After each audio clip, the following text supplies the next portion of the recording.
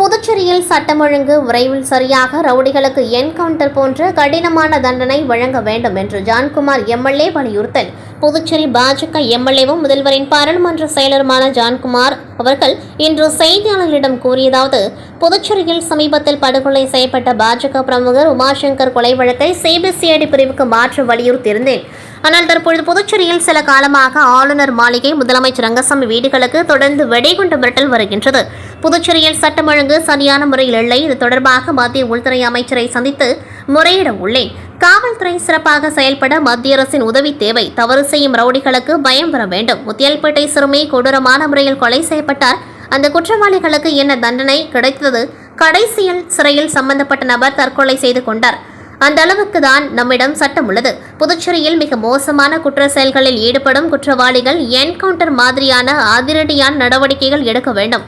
மேலும் தங்கப்பதக்கம் திரைப்படத்தில் சிவாஜி அவர்கள் கூறுவது போல் சோதனை மேல் சோதனை போதுமடா சாமி, தாங்காது புதுச்சேரி பூமி என்று தங்கப்பதக்கம் திரைப்படத்தில் வரும் பாடலுடன் வேதனையுடன் கூறினார். புதுச்சேரியில் பாஜக என்ஆர் காங்கிரஸ் கூட்டணி ஆட்சி நடைபெற்ற நிலையில் சட்டம் ஒழுங்கு சரியில்லை என முதல்வரின் பாராளுமன்ற செயலாளரும் பாஜக எம்எல்ஏமான ஜான்குமார் இவ்வாறு கூறியிருப்பது புதுச்சேரி அரசியலில் பரபரப்பை ஏற்படுத்தியுள்ளது. அது மூட்டையில் கட்டி போட்டாங்க. அதுக்கு அப்பயே தூக்கி போட்டு அவனை 2 ஷூட் பண்ணியிருந்தால் பிரச்சனை இல்லை. நீங்கள் பண்ணாத வேலையை அங்கே ஜெயிலில் அங்கே போனோடனே அவங்க கொடுத்த டார்ச்சரில் அவன் சூசைட் பண்ணிக்கணும். அப்போ நீங்கள் ஒரு ஷூட் பண்ணியிருந்தால் அப்பயே ஒரு பொதுமக்களுக்கு பார்க்குறவனுக்கு இந்த மாதிரி அறத்தல் பண்ணுறவனுக்கு ஒரு பயம் ஏற்படும். என்ன தான் எந்த ஒரு சாட்சியம் நிற்கலன்னா தண்டனை கிடைக்க போகிறது கிடையாது.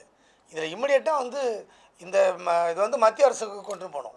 நாங்கள் பாரத பிரதமரையும் மற்றபடி உள்துறை அமைச்சரையும் நாங்கள் போய் நேரடியாக போய் சந்தித்து இதுக்கு என்ன தான் ஒரு விடிய காலம் அப்படின்னு சொல்லி கேட்க போகிறோம். ஸோ அதனால் என்னை பொறுத்த வரைக்கும் மாண்புக்கு முதலமைச்சருக்கே பாதுகாப்பு இல்லை, அவர் வீட்டுக்கே வெடிகுண்டு மிரட்டல், கவர்னருக்கே வெடிகுண்டு மிரட்டல்னா இது எங்களால் ஏற்றுக்கவே முடியாது. இதுக்கு ஒரு தீர்வு கிடைக்கணும்னு கேட்டுக்கிறேன்.